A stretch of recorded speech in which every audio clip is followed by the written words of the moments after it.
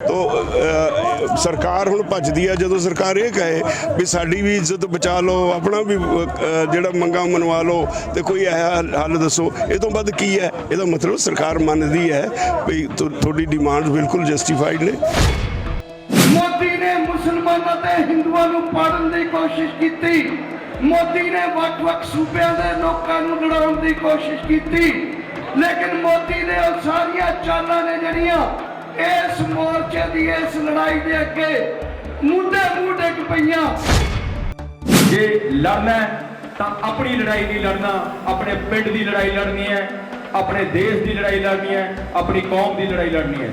तो असी उम्मीद करते हैं कि बहुत छेती ये संयुक्त मोर्चा भी अगले धरने तक एको मोर्चा आऊगा जिसका ना होवे पंजाब किसान मोर्चा। किसान और नो किसान, हर बंदा किसान है। अज तो 100-150 साल पहला किहड़ा किसान नहीं सी, हुण चलो तुसीं बिजनेस करन लग गए। सो जिहड़ा किसान है, जिहड़ा धरती नाल जुड़िया, जिन्हें रोटी तुहानूं देनी है, ओहदी सरकार होनी चाहिए, ओहदी गल होनी चाहिए, ताकत ओहदी होनी चाहिए। खटखड़ कला ਜਿਹੜੀ ਇੰਨੀ ਪਵਿੱਤਰ ਧਰਤੀ ਹੈ ਤੇ ਉਹਦੇ ਉਹ ਕਹਿੰਦੇ ਕਿ ਇਸ ਤਰ੍ਹਾਂ ਦੀਆਂ ਰੈਲੀਆਂ ਨਹੀਂ ਕਰਨੀਆਂ ਚਾਹੀਦੀਆਂ। ਉਹ ਬੜਾ ਅਟਪਟਾ ਤੇ ਅਜੀਬ ਸਵਾਲ ਜਿਹੜਾ ਜਵਾਬ ਸੀ ਉਹ ਸੁੰਦਰ ਸ਼ਾਮ ਅਰੋੜਾ ਦਾ ਲੱਗਿਆ। ਇਹ ਦਿਨ ਉਹ ਦਿਨ ਹੈ ਜਿਹੜਾ ਕਿ ਕਿਸਾਨੀ ਨਾਲ ਵੀ ਜੁੜਿਆ ਹੋਇਆ ਹੈ, ਅੰਦੋਲਨ ਨਾਲ ਵੀ ਜੁੜਿਆ ਹੈ, ਔਰ ਉਹ ਦਿਨ ਹੈ ਜਿਸ ਦਾ ਜ਼ਿਕਰ ਜਿਹੜਾ ਹੈ ਪੂਰੇ ਅੰਦੋਲਨ ਦੌਰਾਨ ਚੱਲਦਾ ਰਿਹਾ। ਸ਼ਹੀਦ ਭਗਤ ਸਿੰਘ ਦੇ ਚਾਚਾ ਜੀ ਦਾ ਜ਼ਿਕਰ ਚੱਲਦਾ ਰਿਹਾ, ਸਰਦਾਰ ਜੀਤ ਸਿੰਘ ਜੀ, ਉਹਨਾਂ ਦਾ ਜ਼ਿਕਰ ਪਗੜੀ ਸੰਭਾਲ ਜੱਟਾਂ ਦੀ ਜੇ ਆਪਾਂ ਗੱਲ ਕਰੀਏ ਤਾਂ ਪੂਰੇ ਅੰਦੋਲਨ 'ਚ ਜਿਸ ਸਿਰਮੌਰ ਗੱਲ ਜਿਹੜੀ ਨਜ਼ਰ ਆਉਂਦੀ ਸੀ, ਇਹ ਗੱਲ ਨਜ਼ਰ ਆਉਂਦੀ ਸੀ ਪਗੜੀ ਸੰਭਾਲ ਜੱਟਾਂ ਦੀ ਗੱਲ। ਜਿਹੜੇ ਬਿਆਨਾਤ ਦੀ ਗੱਲ ਕਰੀਏ, ਜੇ ਕਾਂਗਰਸ ਦੇ ਬਿਆਨਾਤ ਦੀ ਗੱਲ ਕਰੀਏ ਤਾਂ ਉਹਦੇ ਵੱਲ ਮੇਰੇ ਖਿਆਲ 'ਚ ਧਿਆਨ ਨਹੀਂ ਦੇਣਾ ਚਾਹੀਦਾ।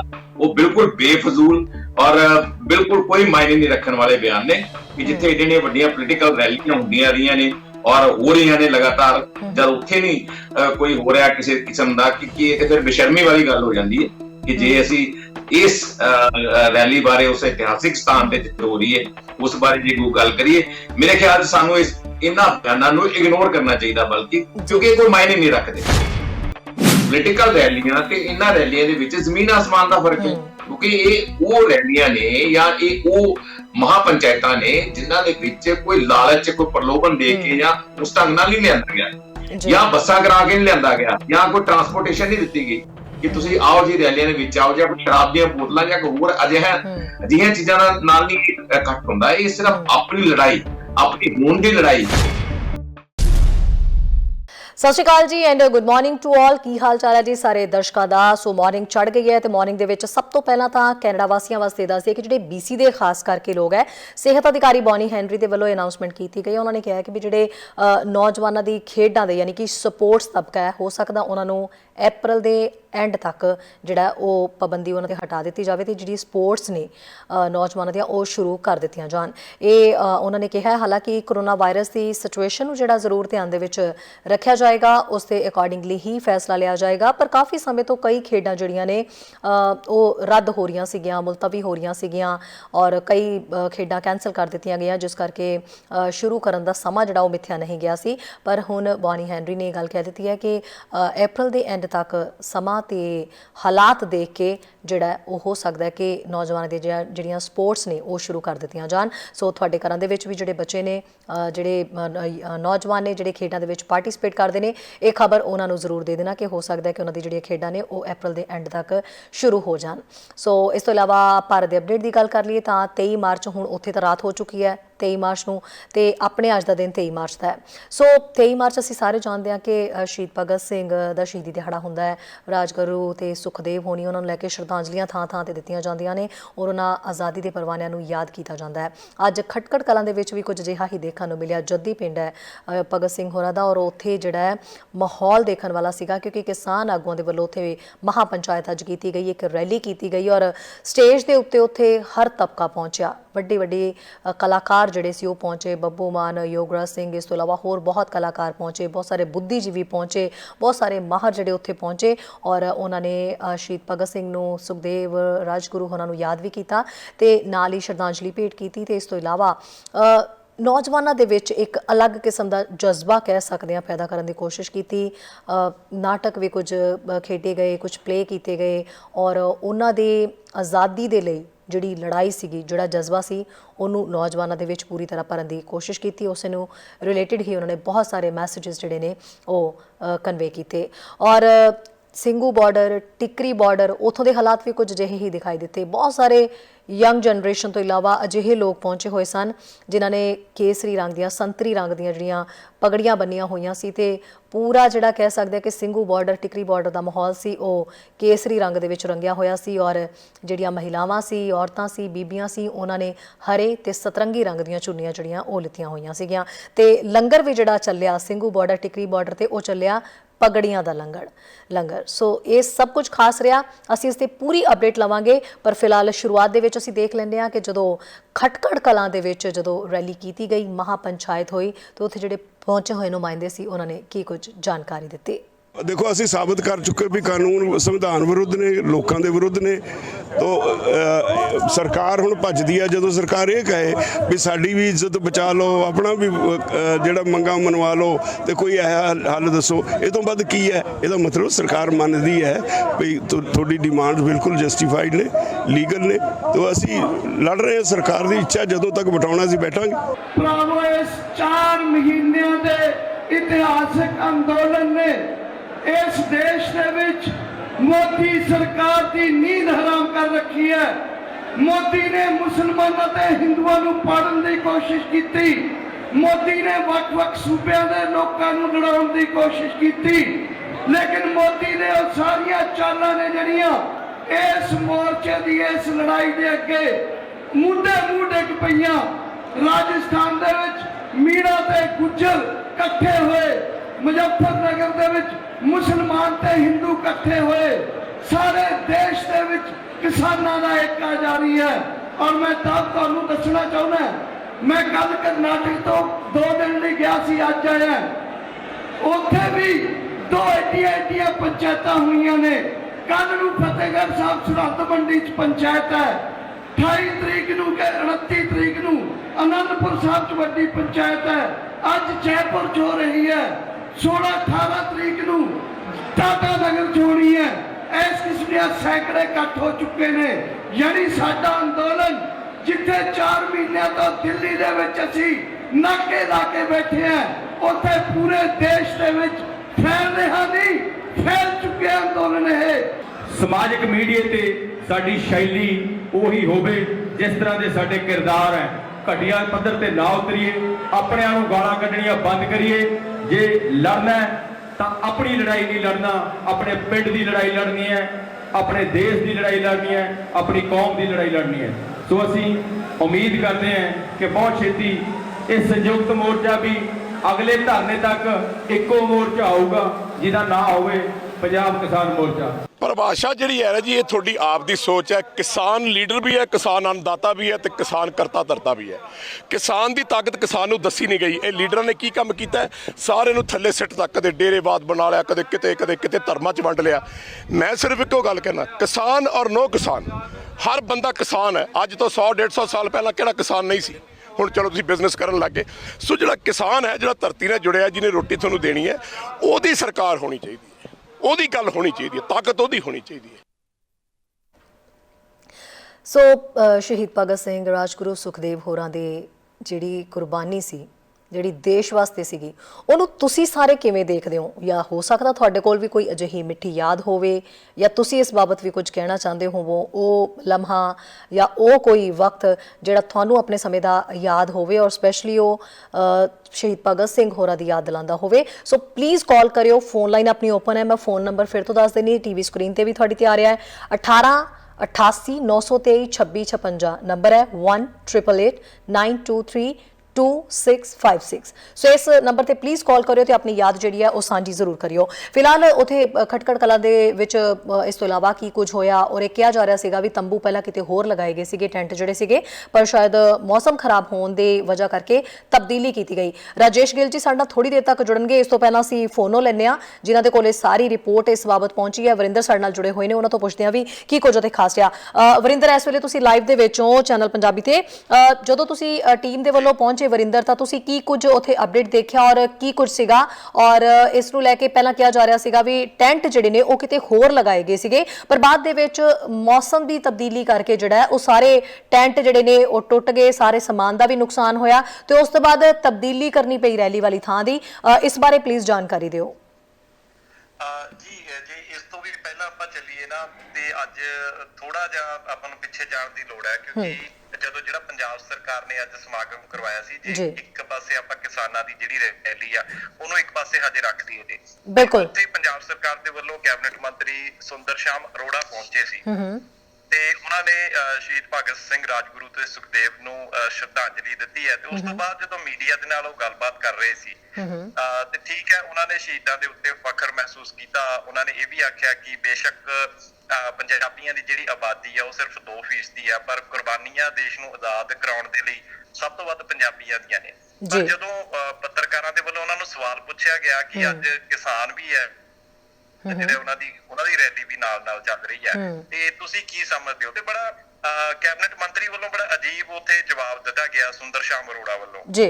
ਤੇ ਉਹਨਾਂ ਦਾ ਆਖਣਾ ਸੀ ਕਿ ਖਟਕੜ ਕਲਾਂ ਜਿਹੜੀ ਇੰਨੀ ਪਵਿੱਤਰ ਧਰਤੀ ਹੈ ਤੇ ਉੱਥੇ ਉਹ ਕਹਿੰਦੇ ਕਿ ਇਸ ਤਰ੍ਹਾਂ ਦੀਆਂ ਰੈਲੀਆਂ ਨਹੀਂ ਕਰਨੀਆਂ ਚਾਹੀਦੀਆਂ। ਉਹ ਬੜਾ ਅਟਪਟਾ ਤੇ ਅਜੀਬ ਸਵਾਲ ਜਿਹੜਾ ਜਵਾਬ ਸੀ ਉਹ ਸੁੰਦਰ ਸ਼ਾਮ ਅਰੋੜਾ ਦਾ ਲੱਗਿਆ, ਕਿਉਂਕਿ ਇਸ ਤੋਂ ਪਹਿਲਾਂ ਦੇਖੋ ਜੇ ਆਪਾਂ ਗੱਲ ਕਰ ਲਈਏ ਕੋਰੋਨਾ ਦਾ ਉਹਨਾਂ ਨੇ ਹਵਾਲਾ ਦਿੱਤਾ ਸੀ ਤੇ ਕੀ ਜੇਕਰ ਇਸ ਤਰ੍ਹਾਂ ਦੀਆਂ ਰੈਲੀਆਂ ਅਸੀਂ ਕਰਦੇ ਆ ਤਾਂ ਕਰੋਨਾ ਜਿਹੜਾ COVID-19 ਆ ਉਹ ਜ਼ਿਆਦਾ ਫੈਲਦਾ। ਪਰ ਜੇਕਰ ਦੇਖੀਏ 2 ਦਿਨ ਪਹਿਲਾਂ ਆਮ ਆਦਮੀ ਪਾਰਟੀ ਦੀ ਬਾਗਾ ਪੁਰਾਣਾ ਦੇ ਵਿੱਚ ਰੈਲੀ ਹੋਈ ਔਰ ਉਸ ਤੋਂ ਪਹਿਲਾਂ ਸੁਖਬੀਰ ਬਾਦਲ ਹੋਣਾ ਦੀ ਵੀ ਵਰਿੰਦਰ ਰੈਲੀ ਹੋਈ ਹੈ, ਉੱਥੇ ਇਕੱਠ ਹੋਇਆ ਜੀ। ਤੇ ਉਸ ਤੋਂ ਸਰਕਾਰ ਜਾਂ ਫਿਰ ਸਰਕਾਰ ਦਾ ਕੋਈ ਮੰਤਰੀ ਠੀਕ ਹੈ ਵਿਰੋਧ ਕੀਤਾ, ਪਰ ਇਸ ਤਰ੍ਹਾਂ ਦਾ ਨਹੀਂ ਕੀਤਾ। ਪਰ ਇਹ ਜਿਹੜਾ ਸੁੰਦਰ ਸ਼ਾਮ ਅਰੋੜਾ ਨੇ ਅੱਜ ਬਿਆਨ ਦਿੱਤਾ ਕਿ ਕਿਸਾਨਾਂ ਨੂੰ ਰੈਲੀ ਨਹੀਂ ਕਰਨੀ ਚਾਹੀਦੀ ਸੀ, ਇਹ ਇੱਕ ਬੜਾ ਅਟਪਟਾ ਕਾਂਗਰਸ ਸਰਕਾਰ ਜਿਹੜੀ ਕਿ ਕਹਿ ਰਹੀ ਹੈ ਕਿ ਅਸੀਂ ਕਿਸਾਨਾਂ ਦੇ ਨਾਲ ਆ, ਹਰ ਜਗ੍ਹਾ ਤੇ ਕਿਸਾਨਾਂ ਦੇ ਅਸੀਂ ਨਾਲ ਖੜਦੇ ਆ। ਤੇ ਜਦੋਂ ਕਿਸਾਨ ਖਟਕੜ ਕਲਾਂ ਦੇ ਵਿੱਚ ਉਹ ਵੀ 23 ਮਾਰਚ ਸ਼ਹੀਦਾਂ ਦੇ ਦਿਨ ਤੇ ਜਦੋਂ ਰੈਲੀ ਕਰਦੇ ਨੇ ਤੇ ਉਹ ਮੰਤਰੀ ਉਹਨਾਂ ਦਾ ਆਖਣਾ ਕਿ ਇਹ ਰੈਲੀ ਨਹੀਂ ਹੋਣੀ ਚਾਹੀਦੀ ਸੀ। ਸੋ ਇਸ ਨੂੰ ਲੈ ਕੇ ਹਲੇ ਜਿਹੜਾ ਪੋਲੀਟੀਕਲ ਬਿਆਨਬਾਜ਼ੀ ਇਸ ਦੀ ਵੀ ਜਿਹੜੀ ਆਲੋਚਨਾ ਉਹ ਸ਼ਾਇਦ ਵਿਰੋਧੀ ਪਾਰਟੀ ਉਠਾ ਸਕਦੇ ਨੇ। ਹੁਣ ਜੇ ਆਪਾਂ ਗੱਲ ਕਰੀਏ ਕਿਸਾਨਾਂ ਦੀ ਰੈਲੀ ਦੀ ਤੇ ਠੀਕ ਹੈ, ਮੌਸਮ ਦੇ ਕਰਕੇ ਥੋੜਾ ਬਹੁਤ ਮੁਸ਼ਕਲਾਂ ਕਿਸਾਨਾਂ ਨੂੰ ਝੱਲਣੀਆਂ ਪਈਆਂ ਨੇ ਤੇ ਲੇਕਿਨ ਇਲਾਕੇ ਤੋਂ ਲੈ ਲਈਏ ਚਾਹੇ ਪੂਰਾ ਇਹ ਜੋ ਇਲਾਕਾ ਸੀ ਨਵਾਂ ਸ਼ਹਿਰ ਜਲੰਧਰ ਈਵਨ ਕਿ ਅੰਮ੍ਰਿਤਸਰ ਤੱਕ ਦੇ ਵੀ ਜਿਹੜੇ ਹੁਸ਼ਿਆਰਪੁਰ ਦੇ ਜਿਹੜੇ ਕਿਸਾਨ ਸੀ ਉਹ ਇੱਥੇ ਪਹੁੰਚੇ ਸੀਗੇ। ਤੇ ਖਾਸ ਗੱਲ ਇਹ ਸੀ ਕਿ ਸਾਰੇ ਜਿਹੜੇ ਪ੍ਰਮੁੱਖ ਕਿਸਾਨ ਆਗੂ ਨੇ ਉਹ ਅੱਜ ਇੱਥੇ ਪਹੁੰਚੇ ਸੀ ਆਪਣੀ ਰੈਲੀ ਦੇ ਉੱਤੇ ਤੇ ਇਹੀ ਅਪੀਲ ਕੀਤੀ ਗਈ ਹੈ, ਕਿਉਂਕਿ ਅੱਜ ਸ਼ਹੀਦ ਭਗਤ ਸਿੰਘ ਨੂੰ ਜੇਕਰ ਦੇਖੀਏ ਤਾਂ ਸਿਰਫ 23 ਸਾਲ ਦੀ ਉਮਰ ਦੇ ਵਿੱਚ ਉਹਨਾਂ ਨੇ ਆਪਣੀ ਜਾਨ ਦੇਸ਼ ਦੇ ਨਾਂ ਤੇ ਕੁਰਬਾਨ ਕੀਤੀ ਸੀ। ਤੇ ਇਸ ਕਰਕੇ ਕਿਸਾਨਾਂ ਨੇ ਅੱਜ ਜੇਕਰ ਮੁੱਖ ਕੇਂਦਰ ਕਹਿ ਲਈਏ ਤਾਂ ਨੌਜਵਾਨੀ ਨੂੰ ਹੀ ਰੱਖਿਆ ਤੇ ਕਿਸਾਨ ਆਗੂਆਂ ਨੇ ਜਿਨ੍ਹਾਂ ਨੇ ਵੀ ਸੰਬੋਧਨ ਕੀਤਾ ਉਹਨਾਂ ਨੇ ਇਹੀ ਕਿਹਾ ਕਿ ਨੌਜਵਾਨਾਂ ਨੂੰ ਇਸ ਅੰਦੋਲਨ ਦੇ ਵਿੱਚ ਹੋਰ ਵੀ ਵੱਧ ਚੜ ਕੇ ਹਿੱਸਾ ਲੈਣਾ ਚਾਹੀਦਾ ਹੈ, ਕਿਉਂਕਿ ਜੇਕਰ ਹੁਣ ਦੇਖੀਏ ਤਾਂ ਦਿੱਲੀ ਦੀਆਂ ਸਰਹੱਦਾਂ ਤੇ ਤਕਰੀਬ 3 ਮਹੀਨੇ ਤੋਂ ਉੱਪਰ ਦਾ ਜਿਹੜਾ ਸਮਾਂ ਹੈ ਉਹ ਹੋ ਚੁੱਕਿਆ ਹੈ। ਤੇ ਸ਼ੁਰੂਆਤ ਦੇ ਵਿੱਚ ਜੇਕਰ ਦੇਖੀਏ ਤਾਂ ਪੰਜਾਬ ਤੋਂ ਜਿਹੜੇ ਕਿਸਾਨੀ ਜੱਥੇ ਰਵਾਨਾ ਹੋਏ ਸੀ ਦਿੱਲੀ ਦੇ ਲਈ ਤਾਂ ਸ਼ੰਭੂ ਬਾਰਡਰ ਤੇ ਹੀ ਬਹੁਤ ਸਾਰੀਆਂ ਔਕੜਾਂ ਹੋਈਆਂ ਸੀ ਤੇ ਦੂਸਰੇ ਪਾਸੇ ਖਨੌਰੀ ਬਾਰਡਰ ਜਿਹੜਾ ਲੱਗਦਾ ਹੈ ਸਮਾਣਾ ਪਾਤੜਾ ਇਲਾਕੇ ਦੇ ਉੱਥੇ ਵੀ ਜਿਹੜੇ ਸੀ ਬੈਰੀਕੇਡ ਲਗਾ ਕੇ ਹਰਿਆਣਾ ਪੁਲਿਸ ਵੱਲੋਂ ਰੋਕਣ ਦੀ ਕੋਸ਼ਿਸ਼ ਕੀਤੀ ਗਈ ਸੀ। ਤੇ ਉਹ ਉਦੋਂ ਨੌਜਵਾਨ ਕਿਸਾਨ ਹੀ ਸੀ ਜਿਹੜੇ ਆਪਣੇ ਹੌਸਲੇ ਤੇ ਹਿੰਮਤ ਦੇ ਨਾਲ ਇਹ ਸਾਰੇ ਕਿਸਾਨਾਂ ਨੂੰ ਦਿੱਲੀ ਤੱਕ ਲੈ ਕੇ ਜਾਣ ਦੇ ਵਿੱਚ ਸਫਲ ਰਹੇ ਨੇ। ਵਰਿੰਦਰ, ਕਿਸਾਨ ਆਗੂਆਂ ਦਾ ਵੀ ਇਹੀ ਮੰਨਣਾ ਕਿ ਜੇਕਰ ਨੌਜਵਾਨ ਵੱਡੀ ਗਿਣਤੀ ਦੇ ਵਿੱਚ ਪੰਜਾਬ, ਹਰਿਆਣਾ, ਯੂਪੀ, ਉੱਤਰਾਖੰਡ, ਰਾਜਸਥਾਨ ਤੇ ਇਹ ਨੌਜਵਾਨੀ ਜੇਕਰ ਦੁਬਾਰਾ ਫਿਰ ਤੋਂ ਇਸ ਅੰਦੋਲਨ ਦੇ ਵਿੱਚ ਪੂਰੀ ਸ਼ਿੱਦਤ ਦੇ ਨਾਲ ਆਉਂਦੀ ਹੈ, ਪੂਰੀ ਆਪਣੀ ਸਮਰੱਥਾ ਦੇ ਨਾਲ ਅੰਦੋਲਨ ਦੇ ਵਿੱਚ ਹਿੱਸਾ ਪਾਉਂਦੇ ਨੇ ਤੇ ਇਹ ਅੰਦੋਲਨ ਬੜੀ ਜਲਦੀ ਕਾਮਯਾਬ ਹੋ ਜਾਏਗਾ। ਬਿਲਕੁਲ ਵਰਿੰਦਰ, ਮੈਂ ਥੋੜੀ ਦੇਰ ਲਈ ਤੁਹਾਨੂੰ ਰੋਕਣਾ ਚਾਹਾਂਗੀ। ਰਾਜੇਸ਼ ਗਿੱਲ ਜੀ ਵੀ ਸਾਡੇ ਨਾਲ ਜੁੜ ਚੁੱਕੇ ਨੇ, ਤੁਸੀਂ ਵੀ ਲਾਈਨ ਤੇ ਬਨੇ ਰਹੋ। ਰਾਜੇਸ਼ ਜੀ ਬਹੁਤ ਬਹੁਤ ਸਵਾਗਤ ਹੈ ਜੀ ਤੁਹਾਡਾ।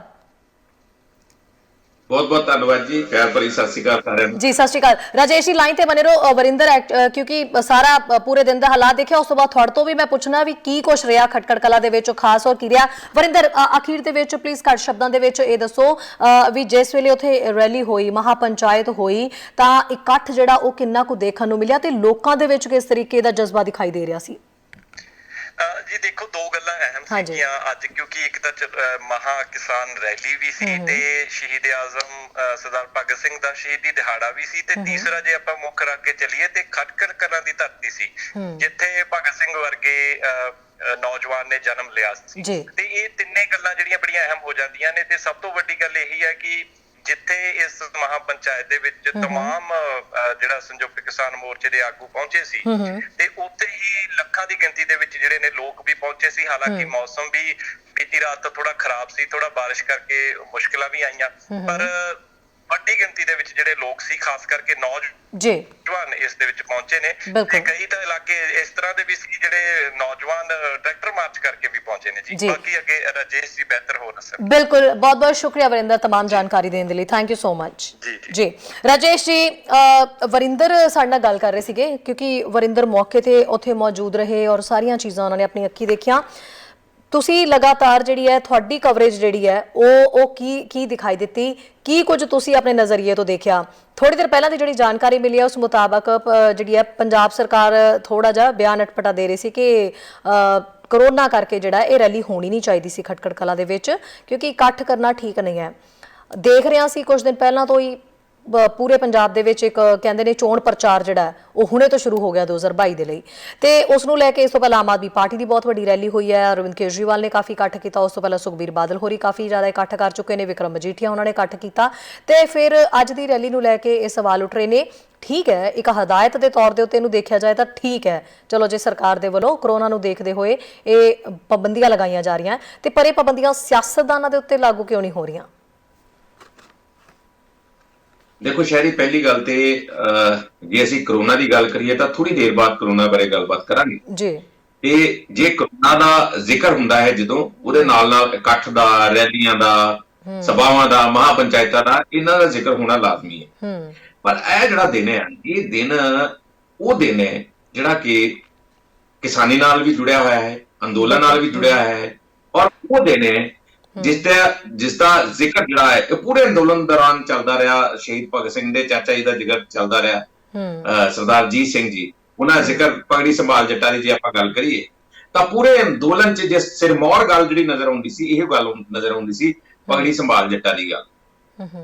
ਉਸ ਸ਼ਖਸੀਅਤ ਦਾ ਸ਼ਹੀਦੀ ਦਿਹਾੜਾ ਜਿਹਦਾ ਕਿ ਜਨਮ ਦਿਨ ਪਾਕਿਸਤਾਨ ਦੇ ਲਾਇਲਪੁਰ ਦਾ ਇਹ ਪਿੰਡ ਹੈਗਾ ਸੀ ਜੀ, ਜੜਾਂਵਾਲਾ ਦਾ ਚੱਕ ਪਿੰਡ ਆ ਜਿੱਥੇ ਇਹਨਾਂ ਦਾ ਜਨਮ ਹੋਇਆ ਸੀਗਾ, ਤੇ ਪਿੱਛੋਂ ਇਹ ਜਿਹੜੇ ਸੀਗਾ ਪਿਛਲਾ ਜਿਹੜਾ ਸੀਗਾ ਇਹਨਾਂ ਦਾ ਉਹ ਇੱਧਰ ਖਟਕੜ ਕਲਾਂ ਦਾ ਹੀ, ਜਿੱਥੇ ਕਿ ਇਹ ਜਿਹੜਾ ਵੱਡਾ ਇਕੱਠ ਹੋਣਾ ਸੀਗਾ। ਜ਼ਾਹਿਰ ਤੌਰ ਤੇ ਜਿਵੇਂ ਕਿ ਤੁਹਾਨੂੰ ਦੱਸਿਆ ਵੀ ਗਿਆ ਕਿ ਬਾਰਿਸ਼ ਦੇ ਕਾਰਨ ਥੋੜਾ ਜਿਹਾ ਡਿਸਟਰਬ ਤੇ ਹੁੰਦਾ ਹੀ ਹੈ, ਕਿਉਂਕਿ ਇੱਕ ਥਾਂ ਤੋਂ ਇੱਕ ਥਾਂ ਤੇ ਜਿੱਥੇ ਰੈਲੀ ਵੱਡੀ ਕੀਤੀ ਹੋਈ ਜਦੋਂ ਉਹਨੂੰ ਚੱਕ ਕੇ ਦੂਜੀ ਥਾਂ ਤੇ ਅਸੀਂ ਸ਼ਿਫਟ ਕਰਦੇ ਹਾਂ, ਜੇ ਪੋਲੀਟੀਕਲ ਰੈਲੀ ਹੁੰਦੀ ਤਾਂ ਪੂਰੀ ਫਲॉप ਹੋਣੀ ਸੀ।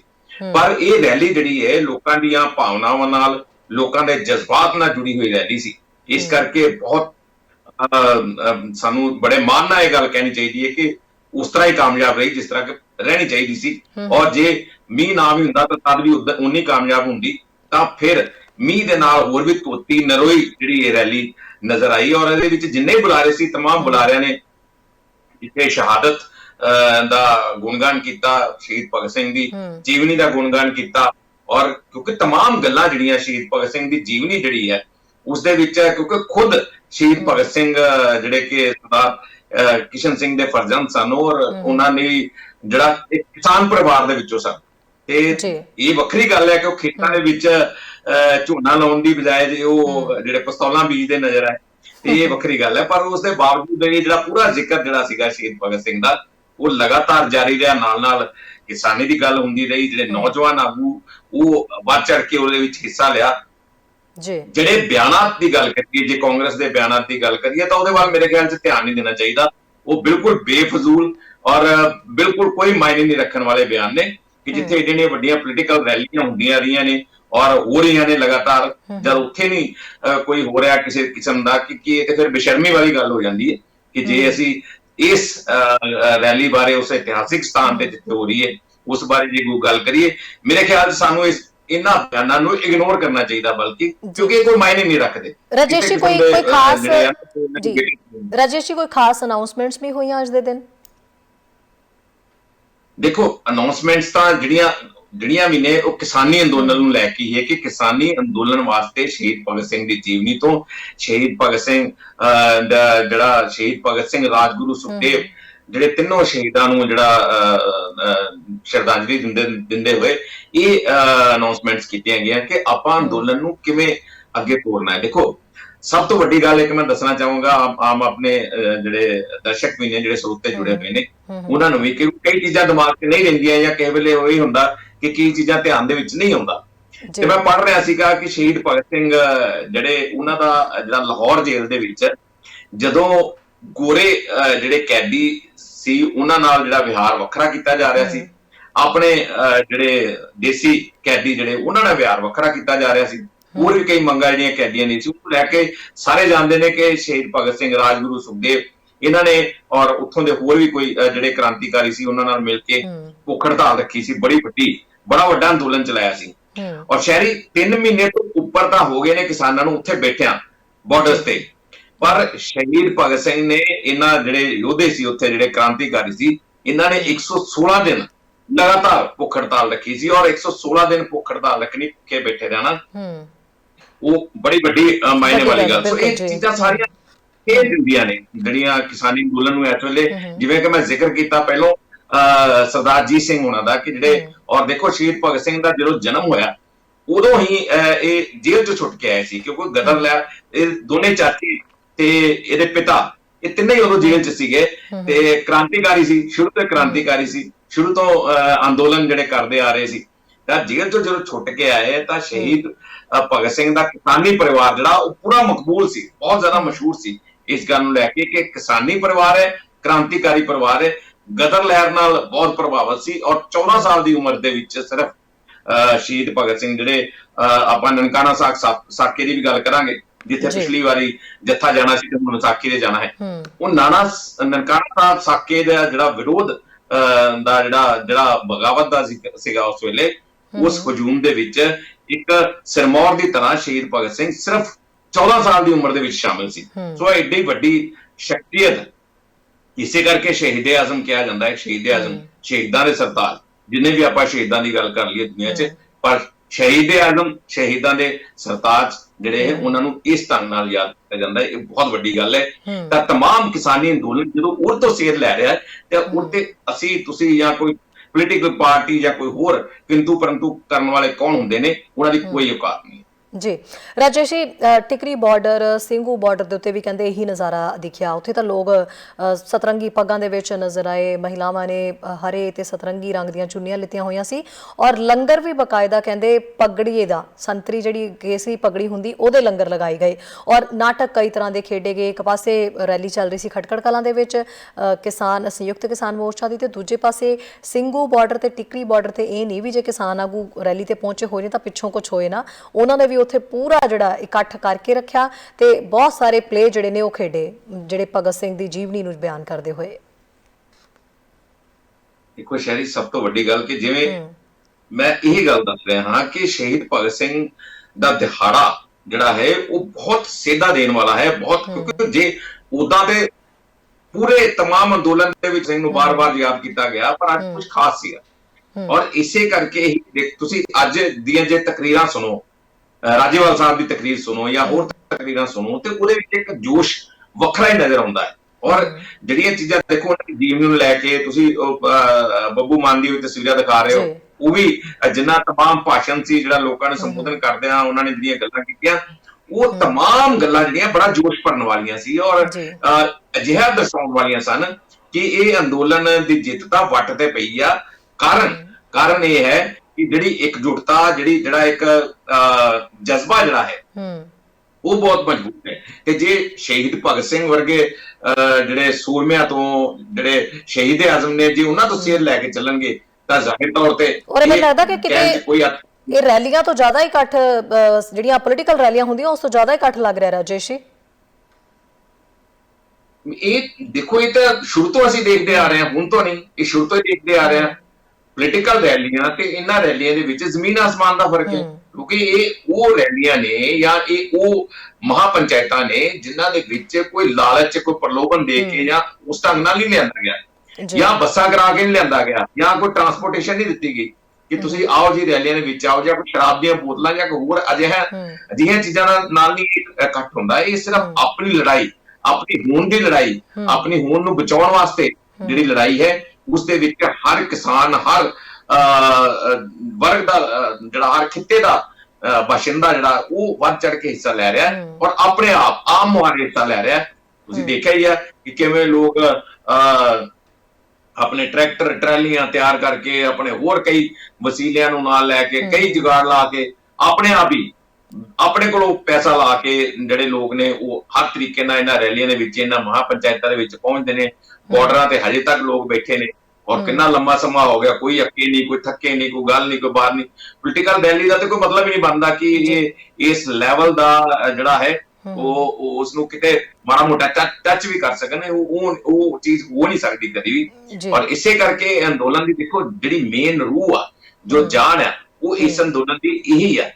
ਔਰ ਜਿੰਨੇ ਲੀਡਰ ਆ, ਦੇਖੋ ਜਿੰਨੇ ਲੀਡਰ ਆ, ਉਹ ਸਾਰੇ ਲੀਡਰ ਵਾਰ-ਵਾਰ ਨੌਜਵਾਨਾਂ ਨੂੰ ਔਰ ਹੋਰ ਕਿਸਾਨਾਂ ਨੂੰ ਇਹੋ ਹੀ ਗੱਲ ਕਰ ਰਹੇ ਨੇ ਉੱਥੇ ਕਿ ਇਹ ਜਿੱਥੇ ਜਿਹੜਾ ਲੈਵਲ ਅਸੀਂ ਅਚੀਵ ਕਰ ਲਿਆ, ਉਹ ਲੈਵਲ ਸ਼ਾਇਦ ਲੱਗਦਾ ਨਹੀਂ ਕਿ ਕਿਤੇ ਅਸੀਂ ਆਪਣੀ ਜ਼ਿੰਦਗੀ ਦੇ ਵਿੱਚ ਦੇਖ ਸਕੀਏ ਕਿ ਅਜਿਹਾ ਲੈਵਲ ਦੁਬਾਰਾ ਅਚੀਵ ਕਰ ਸਕਣ ਜਾਂ ਇਸ ਮੁਕਾਮ ਤੱਕ ਪਹੁੰਚ ਸਕਣ। ਇਸੇ ਕਰਕੇ ਇਹ ਜਿਹੜਾ ਇੱਕ ਇਤਿਹਾਸਿਕ ਵੱਡਾ ਇਤਿਹਾਸ ਰਚਣ ਵਾਲੀਆਂ ਜਿਹੜੀਆਂ ਅੱਜ ਦੀਆਂ ਵੀ ਰੈਲੀਆਂ ਨੇ, ਤਮਾਮ ਜੇ ਆਪਾਂ ਅੰਦੋਲਨ ਦੀ ਕਰੀਏ ਤਾਂ ਇਹ ਪੂਰਾ ਵੱਡਾ ਇਤਿਹਾਸ ਜਿਹੜਾ ਲਿਖਿਆ ਗਿਆ।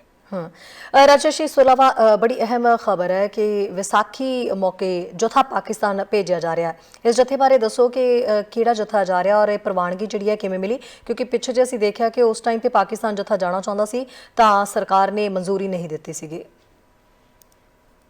बिल्कुल, देखो ये बहुत वधिया खबर है और खुश करने वाली खबर है, क्योंकि जाहिर तौर ते जत्था जो जाता है, शरदा भावना जिहड़ी खास तौर ते जे विसाखी दे दिहाड़ी की गल करिए ਤਾਂ ਦਿਹਾੜੇ ਦੇ ਮੌਕੇ ਤੇ ਜਾਣ ਵਾਲਾ ਜੱਥਾ ਜਿਹੜਾ ਹੈ ਬਹੁਤ ਜ਼ਿਆਦਾ ਸ਼ਰਧਾ ਭਾਵਨਾ ਨਾਲ ਲਬਰੇਜ਼ ਹੁੰਦਾ ਹੈ ਕਿ ਉਹ ਉਹਨਾਂ ਨੂੰ ਇੱਥੇ ਮਨਜ਼ੂਰੀ ਜ਼ਰੂਰ ਮਿਲੇ।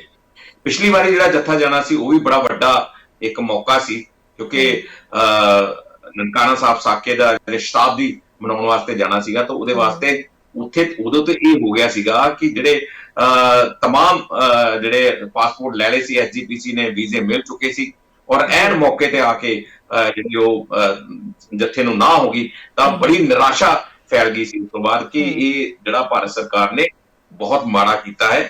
ਔਰ ਕਾਰਨ ਦੱਸਿਆ ਗਿਆ ਸੀ ਕਰੋਨਾ ਦਾ ਜੀ। ਉਸ ਵੇਲੇ ਦੇਖੋ, ਅੱਜ ਜੇ ਆਪਾਂ ਗੱਲ ਕਰਾਂਗੇ, ਅੱਜ ਨਵੇਂ ਸਟ੍ਰੇਨ ਦੀ ਵੀ ਗੱਲ ਕਰਾਂਗੇ ਜਾਂ ਕਰੋਨਾ ਦੇ ਬਹੁਤ ਜ਼ਿਆਦਾ ਕੇਸ ਵੱਧ ਗਏ ਨੇ ਉਹਦੀ ਗੱਲ ਕਰਾਂਗੇ, ਪਰ ਉਸ ਵੇਲੇ ਏਦਾਂ ਨਹੀਂ ਸੀਗਾ ਇਹ ਨਾ ਹੋ ਗਈ।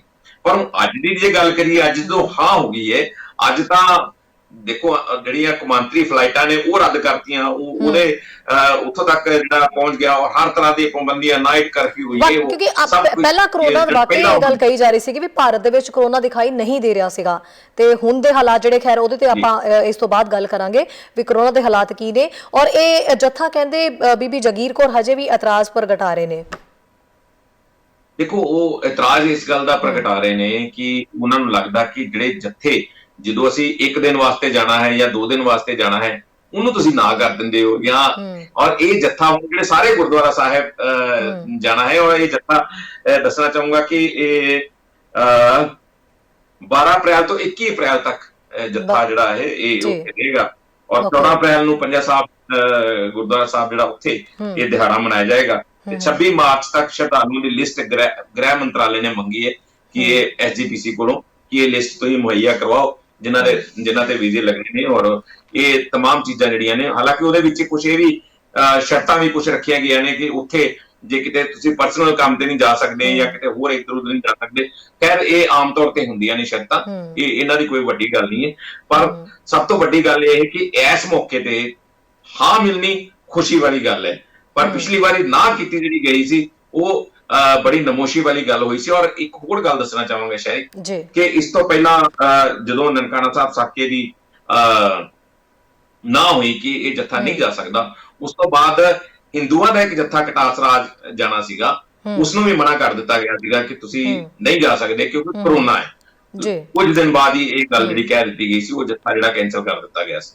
ਪਰ ਹੁਣ ਜੱਥਾ ਜਦੋਂ ਹਾਂ ਕੀਤੀ ਗਈ ਹੈ, ਖੁਸ਼ੀ ਵੀ ਹੋ ਰਹੀ ਹੈ, ਹੈਰਾਨੀ ਵੀ ਹੋ ਰਹੀ ਹੈ ਕਿ ਇਹ ਜੱਥਾ ਜਿਹੜਾ ਜਾ ਰਿਹਾ, ਚੰਗੀ ਗੱਲ ਹੈ। ਤੇ ਬਸ ਅਸੀਂ ਵੀ ਇਹ ਦੁਆ ਕਰਾਂਗੇ ਕਿ ਜੱਥਾ ਜਿਹੜਾ ਸਹੀ ਸਲਾਮਤ ਭਾਰਤ ਆਪਣੇ ਘਰ ਵਾਪਸ ਪਰਤੇ ਇਹੀ ਦੁਆ ਕਰਾਂਗੇ। ਔਰ ਚੰਗੀ ਗੱਲ ਹੈ ਕਿ ਜੱਥਾ ਜਾ ਰਿਹਾ ਹੈ, ਇਸ ਦਾ ਸਾਰੇ ਪਾਸਿਆਂ ਵੱਲੋਂ ਸਵਾਗਤ ਕੀਤਾ ਜਾ ਰਿਹਾ ਹੈ। ਜੀ ਰਾਜੇਸ਼ ਜੀ, ਸਿਆਸੀ ਜਗਤ ਦੇ ਵਿੱਚ ਇਸ ਤੋਂ ਇਲਾਵਾ ਕੀ ਚੱਲ ਰਿਹਾ ਹੈ? ਕਿਉਂਕਿ ਹਾਲ ਹੀ ਦੇ ਵਿੱਚ ਕਹਿੰਦੇ ਪੰਗਾ ਪਿਆ ਹੋਇਆ ਹਰਸਿਮਰਤ ਕੌਰ ਬਾਦਲ ਤੇ ਭਗਵੰਤ ਮਾਨ ਦਾ, ਔਰ ਭਗਵੰਤ ਮਾਨ ਨੇ ਜਿਹੜੇ ਉਹ ਮਿੰਟਾਂ ਦੇ ਉੱਤੇ ਬਹੁਤ ਜ਼ਿਆਦਾ ਗੱਲ ਹੋ ਰਹੀ ਸੀ, ਉਹ ਮਿੰਟ ਦੀ ਅੱਜ ਲਿਸਟ ਵੀ ਜਾਰੀ ਕਰ ਦਿੱਤੀ ਤੇ ਉਹ ਹੁਣ ਕਹਿੰਦੇ ਨੇ ਵੀ ਹਰਸਿਮਰਤ ਕੌਰ ਬਾਦਲ ਆਪਣੀ ਕੈਬਨਿਟ ਮੀਟਿੰਗ ਦੀ ਜਿਹੜੀ ਹੈ ਉਹ ਮਿੰਟ ਜਾਰੀ ਕਰਨ। ਦੇਖੋ, ਇਹ ਜ਼ਰੂਰੀ ਵਸਤਾਂ ਕਾਨੂੰਨ ਬਾਰੇ ਜਿਹੜੀ ਆ ਇੱਕ ਸਟੈਂਡਿੰਗ ਕਮੇਟੀ ਦੀ ਮੀਟਿੰਗ ਹੋਈ ਸੀ, ਔਰ ਉਸ ਮੀਟਿੰਗ ਦੇ ਵਿੱਚ ਭਗਵੰਤ ਮਾਨ ਜਿਹੜੇ ਉਹਦੇ ਮੈਂਬਰ ਨੇ ਉਹਨਾਂ ਨੇ ਮੀਟਿੰਗ ਦੇ ਵਿੱਚ ਸ਼ਿਰਕਤ ਕੀਤੀ ਸੀ, ਔਰ ਉਦੋਂ ਇਹ ਮਿੰਟਸ ਜਾਂ ਇਹ ਪੂਰੀ ਤਫਸੀਲ ਜਿਹੜੀ ਬਾਹਰ ਨਹੀਂ ਆਈ ਸੀ। ਉਸ ਵੇਲੇ ਹਰਸਿਮਰਤ ਕੌਰ ਬਾਦਲ ਨੇ ਆਪਣਾ ਇੱਕ ਵੀਡੀਓ ਜਾਰੀ ਕੀਤਾ ਸੀ, ਉਸ ਦੇ ਵਿੱਚ ਉਹਨਾਂ ਨੇ ਕਿਹਾ ਸੀਗਾ ਕਿ ਦੋ ਚਿਹਰੇ ਨੇ ਆਮ ਆਦਮੀ ਪਾਰਟੀ ਦੇ, ਤੇ ਉਹ ਦੋ ਚਿਹਰੇ ਜਿਹੜੇ ਨੰਗੇ ਹੋ ਗਏ ਨੇ, ਦੋਗਲਾਪਨ ਨੰਗਾ ਹੋ ਗਿਆ। ਇਸ ਤੋਂ ਇਲਾਵਾ ਕਾਂਗਰਸ ਨੇ ਵੀ ਇਸ ਗੱਲ ਤੇ ਬੜਾ ਰੌਲਾ ਪਾਇਆ ਸੀਗਾ ਕਿ ਸਟੈਂਡਿੰਗ ਕਮੇਟੀ 'ਚ ਕੀ ਕਹਿ ਰਹੇ ਨੇ, ਔਰ ਉਸ ਤੋਂ ਬਾਅਦ ਜਿਹੜੇ ਜਦੋਂ ਰੈਲੀ ਵਾਸਤੇ ਇੱਥੇ ਆਏ ਅਰਵਿੰਦ ਕੇਜਰੀਵਾਲ, ਤਾਂ ਇਸ तमाम ਗੱਲਾਂ ਨੂੰ ਲੈ ਕੇ ਬੜੀ ਸਿਆਸਤ ਭਖਦੀ ਨਜ਼ਰ ਆ ਰਹੀ ਸੀ। ਤੇ ਇਸ ਦੌਰਾਨ ਭਗਵੰਤ ਮਾਨ ਵੀ ਬਹੁਤਾ ਖੁੱਲ ਕੇ ਬੋਲ ਨਹੀਂ ਰਹੇ ਸੀ, ਉਹ ਚੁੱਪ ਸੀ। ਸ਼ਾਇਦ ਉਹ ਇਹਨਾਂ ਕਾਗਜ਼ਾਤ ਦੀ ਹੀ ਉਡੀਕ ਕਰ ਰਹੇ ਸੀ ਕਿ ਜਿਹੜੇ ਕਾਗਜ਼ਾਤ ਲੈ ਕੇ ਅੱਜ ਉਹਨਾਂ ਨੇ ਜਿਹੜੇ ਮਿੰਟਸ ਨੇ ਉਹ ਜਾਰੀ ਕਰਦਿਆਂ ਇੱਕ ਪ੍ਰੈਸ ਕਾਨਫਰੰਸ ਕੀਤੀ। ਪ੍ਰੈਸ ਕਾਨਫਰੰਸ ਦੇ ਵਿੱਚ ਉਹਨਾਂ ਨੇ ਬਕਾਇਦਾ ਤੌਰ ਤੇ ਉਸਨੂੰ ਜਿਹੜਾ ਹਾਈਲਾਈਟ ਕਰਕੇ ਜਿਹੜੀਆਂ ਗੱਲਾਂ ਉਹਨਾਂ ਨੇ ਕੀਤੀਆਂ, तमाम ਗੱਲਾਂ ਜਿਹੜੀਆਂ ਉਹ ਮੈਂ ਵੀ ਪੜ੍ਹੀਆਂ ਦੇਖੀਆਂ ਸਾਰੀਆਂ, ਤੇ ਉਹਦੇ ਵਿੱਚ ਉਹ ਭਾਅ ਪੁੱਛਦੇ ਤੇ ਭਾਅ ਦੱਸਦੇ ਹੀ ਨਜ਼ਰ ਆਏ। ਕਿਤੇ ਵੀ ਅਜਿਹੀ ਗੱਲ ਜੋ ਹੈ ਨਜ਼ਰ ਨਹੀਂ ਆਈ ਜਿਹਦੇ ਵਿੱਚ ਕਿ ਉਹ ਇਸ ਕਾਨੂੰਨ ਦੀ ਐਸੈਂਸ਼ੀਅਲ ਕਮੋਡਿਟੀ ਐਕਟ ਜਿਹੜਾ ਹੈ ਉਸ ਦੀ ਕਿਤੇ ਜਿਹੜੀ ਸਹਿਮਤੀ ਪ੍ਰਗਟਾਉਂਦੇ ਨਜ਼ਰ ਆਏ ਹੋਣ ਕਿ ਇਹ ਕਾਨੂੰਨ ਬਹੁਤ ਵਧੀਆ ਨੇ, ਲਾਗੂ ਹੋਣੇ ਚਾਹੀਦੇ ਨੇ, ਜਾਂ ਇਹ ਹੈ। ਇਹ ਚੀਜ਼ਾਂ ਜਿਹੜੀਆਂ ਨਜ਼ਰ ਨਹੀਂ ਆਈਆਂ। ਖੈਰ, ਇਹ ਵੀ ਹੋ ਸਕਦਾ ਹੈ ਕਿ ਹਜੇ ਉਹ ਪੂਰੀ ਲਿਸਟ ਜਾਂ ਪੂਰੇ ਮਿੰਟਸ ਬਾਹਰ ਨਾ ਆਏ ਹੋਣ, ਤੇ ਇਹ ਵੀ ਹੋ ਸਕਦਾ ਹੈ ਕਿ ਜੇ ਕੱਲ ਨੂੰ ਕੋਈ ਹੋਰ ਆਪੋਜੀਸ਼ਨ ਕੋਈ ਚੀਜ਼ ਕੱਢ ਕੇ ਬਾਹਰ ਲੈ ਆਉਂਦੀ ਹੈ ਤਾਂ ਉਹ ਗੱਲ ਵੱਖਰੀ ਹੋ ਸਕਦੀ ਹੈ ਕਿ ਕੀ ਨਿਕਲ ਆਉਂਦਾ ਹੈ। ਪਰ ਹਾਲ ਦੀ ਘੜੀ ਭਗਵੰਤ ਮਾਨ ਨੇ ਇਹ ਸਾਬਤ ਕਰਨ ਦੀ ਕੋਸ਼ਿਸ਼ ਕੀਤੀ ਹੈ ਕਿ ਆਮ ਆਦਮੀ ਪਾਰਟੀ ਦੇ ਦੋ ਨਹੀਂ, ਇੱਕ ਹੀ ਚਿਹਰਾ ਹੈ, ਤੇ ਉਹ ਕਿਸਾਨਾਂ ਦੀ ਇੱਕ ਸੱਚੀ ਹਮਦਰਦ ਪਾਰਟੀ, ਇਹ ਦੱਸਣ ਦੀ ਕੋਸ਼ਿਸ਼ ਕੀਤੀ। ਦੂਜੇ ਪਾਸੇ ਭਗਵੰਤ ਮਾਨ ਨੇ ਇੱਕ ਮੰਗ ਵੀ ਖੜੀ ਕਰ ਦਿੱਤੀ ਹੈ ਹਰਸਿਮਰਤ ਕੌਰ ਬਾਦਲ ਕੋ, ਅਸੀਂ ਕਹਿ ਸਕਦੇ ਹਾਂ ਉਲਟਾ ਹਮਲਾ ਕਰਨ ਦੀ ਗੱਲ ਕਹਿ ਸਕਦੇ ਹਾਂ, ਕਿ ਜਿਹੜਾ ਉਹਨਾਂ ਨੇ ਇਸ ਤੋਂ ਪਹਿਲਾਂ ਜਦੋਂ ਕਿ ਕਾਨੂੰਨ ਬਣ ਰਿਹਾ ਸੀ, ਜਦੋਂ ਇਹ ਕਿਹਾ ਜਾ ਰਿਹਾ, ਇਹ ਦੋਸ਼ ਲੱਗ ਰਹੇ ਨੇ ਅਕਾਲੀ ਦਲ ਤੇ ਕਿ ਇਹ ਇਹਨਾਂ ਕਾਨੂੰਨਾਂ ਦੀਆਂ ਤਾਰੀਫਾਂ ਕਰਦੇ ਨਹੀਂ ਥੱਕਦੇ ਸੀ, ਉਸ ਤੋਂ ਪਹਿਲਾਂ ਦੇ ਜਿਹੜੇ ਮਿੰਟਸ ਆ ਉਹ ਜਨਤਕ ਕਰੇ। ਦੇਖੋ, ਇਹ ਬੜੀ ਵੱਡੀ ਗੱਲ ਹੈ ਕਿ ਜੇ ਇਹ ਚੀਜ਼ਾਂ ਪਾਰਟੀ ਤਾਂ ਹੁਣ ਹਰਸਿਮਰਤ ਕੌਰ ਬਾਦਲ ਜਾਂ ਅਕਾਲੀ ਦਲ ਤੇ ਜਨਤਕ ਕਰਨ ਰਿਹਾ, ਇਹ ਚੀਜ਼ਾਂ ਕਿਵੇਂ ਜਨਤਕ ਕਰੂਗਾ? ਹੁਣ ਇਹ ਤਾਂ ਜੇ ਭਗਵੰਤ ਮਾਨ ਨੂੰ ਚਾਹੀਦਾ ਸੀ, ਜੇ ਇਹ ਚੀਜ਼ਾਂ ਆਪਣੀ ਸਫਾਈ ਤਾਂ ਪੇਸ਼ ਕਰ ਦਿੱਤੀ, ਆਪਣੀਆਂ ਚੀਜ਼ਾਂ ਤੇ ਜਨਤਕ ਕਰ ਦਿੱਤੀਆਂ, ਜੇ ਇੰਨੀ ਗੱਲ ਸੀ ਤਾਂ ਉਹ ਵੀ ਚੀਜ਼ਾਂ ਜਨਤਕ ਕਰ ਦਿੰਦੇ। ਲਓ ਜੀ, ਮੈਂ ਆਹ ਕਹਿੰਦਾ ਰਿਹਾ ਤੇ ਹਰਸਿਮਰਤ ਕੌਰ ਬਾਦਲ ਕੀ ਕਹਿੰਦੇ ਰਹੇ ਉੱਥੇ, ਜਾਂ ਕੀ ਗੱਲਾਂ ਹੋਈਆਂ, ਇਹ तमाम ਚੀਜ਼ਾਂ ਜੇ ਉਹ ਕੱਢ ਕੇ ਲਿਆਉਂਦੇ ਤਾਂ ਇਹ ਸੋਨੇ ਦੇ ਸੁਹਾਗੇ ਵਾਲੀ ਗੱਲ ਹੋ ਜਾਣੀ ਸੀ। ਖੈਰ, ਉਹ ਇਹਨਾਂ ਨੇ ਨਹੀਂ ਕੀਤਾ, ਇਹ ਉਲਟਾ ਕਹਿ ਦਿੱਤਾ, ਕਿਉਂਕਿ ਹੁਣ ਅਕਾਲੀ ਦਲ ਥੋੜੀ ਉਹ ਚੀਜ਼ਾਂ ਕੱਢ ਕੇ ਲਿਆਊਗਾ ਜਾਂ ਉਹ ਚੀਜ਼ਾਂ ਲੋਕਾਂ ਸਾਹਮਣੇ ਪੇਸ਼ ਕਰੂਗਾ, ਜਨਤਕ ਕਰੂਗਾ। ਉਹ ਆਪਣੇ ਪੈਰਾਂ ਤੇ ਕੁਹਾੜੀ ਕਿਉਂ ਮਾਰੂਗਾ, ਜਾਂ ਸਿਆਸੀ ਤੌਰ ਤੇ ਉਹ ਬੈਕਫੁੱਟ ਤੇ ਕਿਉਂ ਜਾਊਗਾ ਕਿਸੇ ਇਹਨਾਂ ਚੀਜ਼ਾਂ ਨੂੰ ਲੈ ਕੇ? ਇਹ ਭਗਵੰਤ ਮਾਨ ਨੂੰ ਇਹ ਗੱਲ ਸਮਝਣੀ ਚਾਹੀਦੀ ਜੀ। ਖੈਰ, ਅੱਗੇ ਦੇਖਦੇ ਹਾਂ। ਇਹ ਤਾਂ ਸਿਆਸੀ ਜਗਤ ਦਾ ਜਿਹੜਾ ਰੌਲਾ ਰੱਪਾ ਇਹ ਤਾਂ ਚੱਲਦਾ ਹੀ ਰਹਿਣਾ, ਔਰ 2022 ਦੀ ਇਲੈਕਸ਼ਨਸ ਨੂੰ ਲੈ ਕੇ ਹੁਣੇ ਤੋਂ ਹੀ ਸਭ ਸ਼ੁਰੂ ਹੋ ਗਿਆ। ਖੈਰ, ਕਰੋਨਾ ਇਸ ਵੇਲੇ ਬੜੀ ਵੱਡੀ ਚਿੰਤਾ ਬਣੀ ਹੋਈ ਹੈ, ਸਰਕਾਰ ਦੇ ਲਈ ਵੀ ਕਾਫੀ ਵੱਡੀ ਚਿੰਤਾ ਬਣੀ ਹੋਈ ਹੈ ਤੇ ਲੋਕਾਂ ਦੇ ਲਈ ਵੀ। ਰਾਜੇਸ਼ ਜੀ, ਪਹਿਲਾਂ ਕਰੋਨਾ ਦਾ ਇੰਨਾ ਜ਼ਿਕਰ ਨਹੀਂ ਭਾਰਤ ਦੇ ਵਿੱਚ ਕੀਤਾ ਜਾ ਰਿਹਾ ਸੀ, ਔਰ ਕਿਹਾ ਜਾ ਰਿਹਾ ਸੀ ਕਿ ਕਰੋਨਾ ਕਿਤੇ ਹੈ ਹੀ ਨਹੀਂ ਹੈ, ਬਹੁਤ ਘੱਟ ਮਤਲਬ ਕੇਸਿਸ ਆ ਰਹੇ ਨੇ, ਤੇ ਹੁਣ ਇੱਕਦਮ ਕਾਫੀ ਜ਼ਿਆਦਾ ਫੈਲ ਰਿਹਾ ਹੈ। ਕੀ ਸਿਚੁਏਸ਼ਨ ਨਜ਼ਰ ਆ ਰਹੀ ਹੈ, ਵੱਖ-ਵੱਖ ਥਾਵਾਂ ਦੀ ਕੀ ਰਿਪੋਰਟ ਹੈ, ਔਰ ਉਸ ਨੂੰ ਲੈ ਕੇ ਵੈਕਸੀਨ ਜਿਹੜੀ ਹੈ, ਵੈਕਸੀਨ ਹੁਣ ਕਹੀ ਜਾ ਰਹੀ ਹੈ ਕਿ ਸ਼ਾਇਦ 48 if I am not wrong, ਤੁਸੀਂ ਮੈਨੂੰ ਪਲੀਜ਼ ਕਲੀਅਰ ਕਰ ਦੇਣਾ ਇਸ ਤੇ, 45 ਜਾਂ 48 ਸਾਲ ਤੋਂ ਉੱਪਰ ਦੇ ਜਿਹੜੇ ਲੋਕ ਹੈ ਉਹ ਵੈਕਸੀਨ ਲਗਵਾ ਸਕਦੇ। ਵੈਕਸੀਨ ਦਾ ਇਹ ਦੱਸਣਾ ਵੀ ਜਿਵੇਂ ਪੜਾਅ ਦਰ ਪੜਾਅ ਹੀ ਲਗਾਈ ਜਾ ਰਹੀ ਹੈ, ਉਮਰ ਦੇ ਹਿਸਾਬ ਨਾਲ ਲਗਾਈ ਜਾ ਰਹੀ ਹੈ, ਕਿੰਨੇ ਲੋਕਾਂ ਨੂੰ ਹੁਣ ਤੱਕ ਮਿਲ ਚੁੱਕੀ ਹੈ? ਦੇਖੋ, ਇਹਦੇ ਵਿੱਚ ਦੋ ਤਰ੍ਹਾਂ ਦੀਆਂ ਵੈਕਸੀਨਸ ਨੇ, ਇੱਕ ਕੋਵਿਸ਼ੀਲਡ ਹੈ, ਇੱਕ ਕੋਵੈਕਸਿਨ ਹੈ ਜੀ। ਕੋਵਿਸ਼ੀਲਡ ਜਿਹੜੀ ਵੈਕਸੀਨ ਹੈ ਉਹ ਪਹਿਲੋਂ ਆ ਗਈ ਸੀ, ਔਰ ਕੋਵੈਕਸਿਨ ਜਿਹੜੀ ਹੈ ਜਿਹਦਾ ਥੋੜਾ ਰੇੜਕਾ ਪੈ ਗਿਆ ਸੀਗਾ ਕਿ ਤੀਜੇ ਗੇੜ ਦੇ ਵਿੱਚ ਇਸ ਦੀ ਪੂਰੀ ਸਫਲਤਾ ਜਿਹੜੀ ਸਾਹਮਣੇ ਨਹੀਂ ਆਈ, ਤੇ ਉਹ ਬਾਅਦ ਦੇ ਵਿੱਚ ਉਸ ਨੂੰ ਪਾਸ ਕਰ ਦਿੱਤਾ ਗਿਆ ਤੇ ਉਹ ਕਹਿ ਦਿੱਤਾ ਗਿਆ ਕਿ ਇਹ ਵੀ ਉਨੀ ਪ੍ਰਭਾਵੀ ਹੈ ਜਿੰਨੀ ਕਿ ਪਹਿਲੀ ਵਾਲੀ ਕੋਵਿਸ਼ੀਲਡ ਵੈਕਸੀਨ। ਇਹ ਵੈਕਸੀਨ ਜਿਹੜੀਆਂ ਨੇ ਇਹ ਲਗਾਤਾਰ ਲਾਈਆਂ ਜਾ ਰਹੀਆਂ ਨੇ ਔਰ ਪਹਿਲੋਂ ਇਹ ਕਿਹਾ ਗਿਆ ਸੀਗਾ ਕਿ ਜਿਹੜਾ 60 ਸਾਲ ਤੋਂ ਉੱਪਰ 60 ਸਾਲ ਜਾਂ 60 ਸਾਲ ਤੋਂ ਉੱਪਰ ਉਮਰ ਦੇ ਨੇ ਉਹਨਾਂ ਵਾਸਤੇ 45 ਸਾਲ ਤੋਂ ਉੱਪਰ ਉਮਰ ਦੇ ਜਿਹੜੇ ਨੇ ਉਹ ਲੋਕ ਜਿਨ੍ਹਾਂ ਨੂੰ ਕੋਈ ਨਾ ਕੋਈ ਬਿਮਾਰੀਆਂ ਨੇ ਜਿਵੇਂ ਕਿ ਬੀਪੀ ਬਹੁਤ ਜ਼ਿਆਦਾ ਵੱਧਦਾ ਹੈ, ਹਾਰਟ ਅਟੈਕ ਹੋਣ ਦਾ ਖਤਰਾ ਹੈ, ਜਿਨ੍ਹਾਂ ਨੂੰ ਡਾਇਬੀਟਿਕ ਨੇ ਜਾਂ ਹੋਰ ਅਜਿਹੀਆਂ ਬਿਮਾਰੀਆਂ ਦੇ ਸ਼ਿਕਾਰ ਨੇ ਉਹਨਾਂ ਨੂੰ ਇਹ ਟੀਕੇ ਲਾਏ ਜਾਣਗੇ।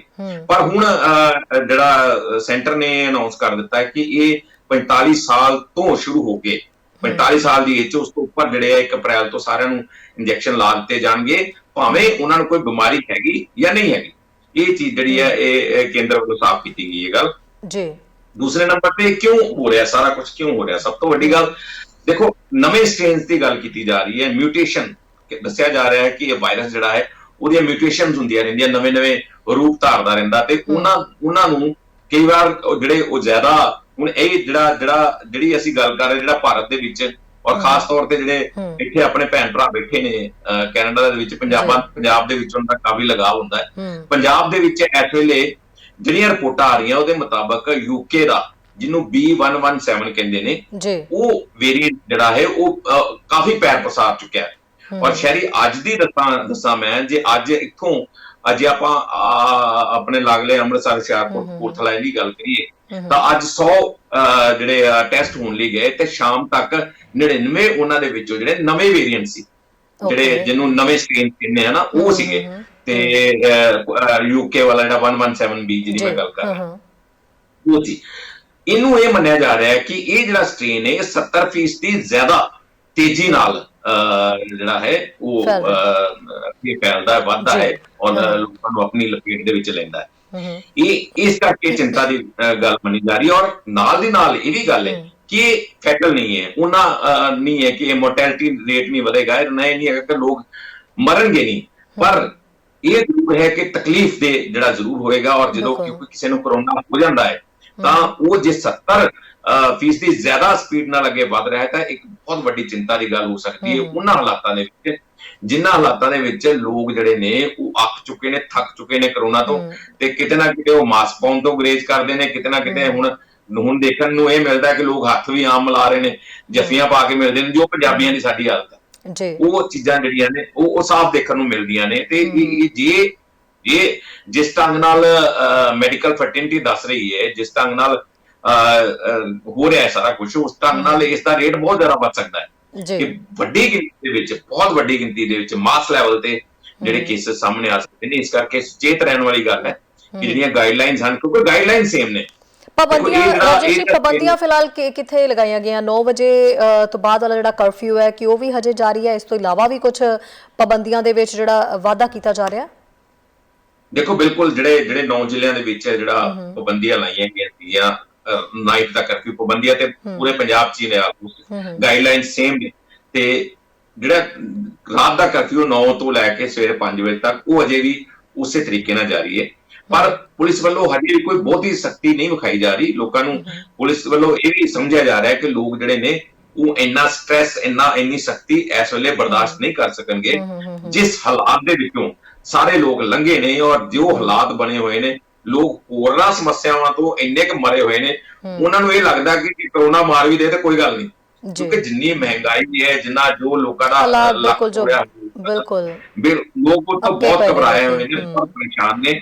ਔਰ ਉਹ ਜਿਹੜਾ ਇੱਕ ਹੈਗੀ ਹੈ ਗਜ਼ਲ ਇੱਕ ਕਿ ਇਸ ਸ਼ਹਿਰ में हर शख्स परेशान सा क्यों है, ਉਹ ਚੀਜ਼ ਜਿਹੜੀ ਉਹ ਆਲਮ ਬਣਿਆ ਹੋਇਆ ਤੇ ਉਸ ਦੇ ਵਿੱਚ ਲੋਕ ਕਈ ਵਾਰ ਕਰੋਨਾ ਨੂੰ ਬਾਈਪਾਸ ਕਰ ਦਿੰਦੇ ਨੇ ਕਿ ਚੱਲ ਸਾਡੀ ਆ ਚੀਜ਼ਾਂ ਜਿਹੜੀਆਂ ਨੇ।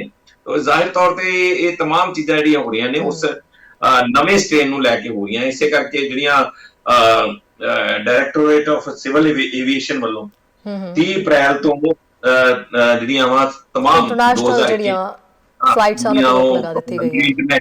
ਤੇ ਇਹ ਫਲਾਈਟਸ ਜਿਹੜੀਆਂ ਜੀ ਇਹ ਉਡਾਨਾਂ ਉਧਰੋਂ ਚੱਲਣਗੀਆਂ ਵੀ ਨਹੀਂ ਰਾਜੇਸ਼, ਜਾਂ ਸਿਰਫ ਆਉਣ ਵਾਲੀਆਂ ਤੇ ਮਨਾਈ ਹੈ?